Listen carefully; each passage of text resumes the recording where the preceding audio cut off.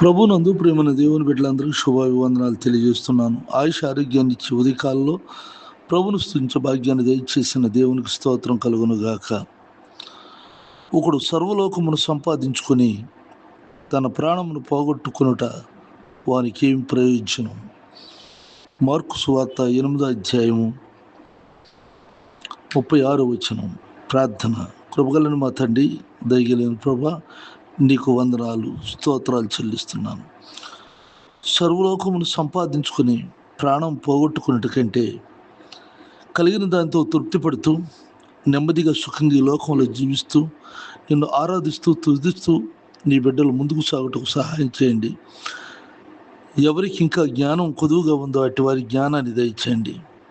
ప్రతి వారికి నీ కృప నిండుగా మెండుగా దయచేయమని దీవెనలతో నింపమని ప్రార్థిస్తున్నాను. బలహీనులకు బలమునివ్వండి, అనారోగ్యంలో ఉన్న వారికి ఆరోగ్యం ఇవ్వండి, ఆర్థిక సమస్యలను తీర్చండి. ఇచ్చైన వాటినందు దృష్టి పెట్టకనైనా తగ్గువాటి యందు మంచి మనసు కలిగి జీవించుటకు సహాయం చేయండి.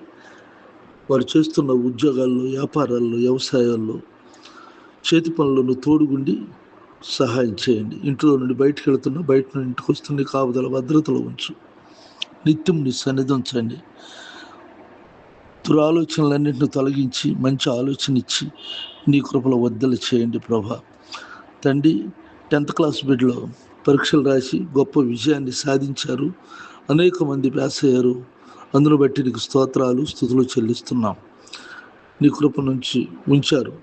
నీకు స్తోత్రాలు నాయన. ఇదిగో ఇంకా నీ బిడ్డలు ఉన్నతమైన చదువులు చదువుకొని ఉన్నతమైన స్థాయిలో ఎదుగుటకు సహాయం చేయండి. నీ దీవులతో నింపమని నా ప్రభా, నా తోటి సేవకులైన వారు ఆయా స్థలాల్లో చేస్తున్న పరిచర్యను దీవించండి.